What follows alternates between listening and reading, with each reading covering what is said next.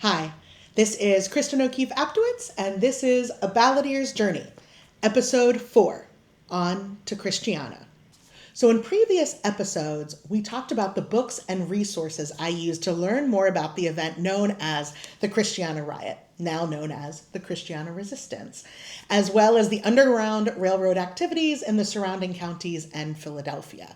But as any historian can tell you, there's only so much you can learn from books. You have to get on the ground and do the research. The first time I visited Christiana, Pennsylvania was in the fall of 2023.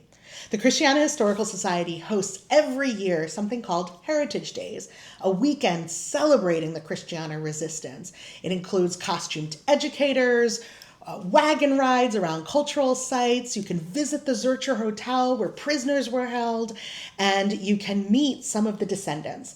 That was there that I first met Darlene Colon. Not only is she president of the Christiana Historical Society, but she's a direct descendant of one of the men arrested in the Christiana Resistant Roundup, Ezekiel Thompson, known as Indian Zeke.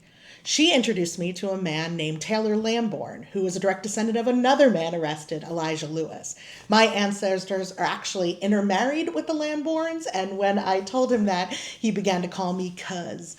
He's just one of a series of descendants that the Christiana Historical Society has located and gathered to help continue to tell the story of this incredible time period and this instrumental event in American history. There's also the Moore Memorial Library and the Lancaster Historical Society, which each has their own extensive files on the event. It was there that I knew that there was more to the story that I could tell. More pieces of evidence, more letters, more journals that I could read to further tell this story. It was my first time visiting Christiana, but not my last. In fact, the photos you've been seeing are from a photographer named Ed Cuncinelli, who I hired for the 174th anniversary Heritage Days to capture this incredible community. So I knew with Christiana, I would have a wealth bed of materials that would tell the story of ordinary Americans who pushed for progress. And I knew the next step would be going to Philadelphia. I knew that Philadelphia would have a lot of information about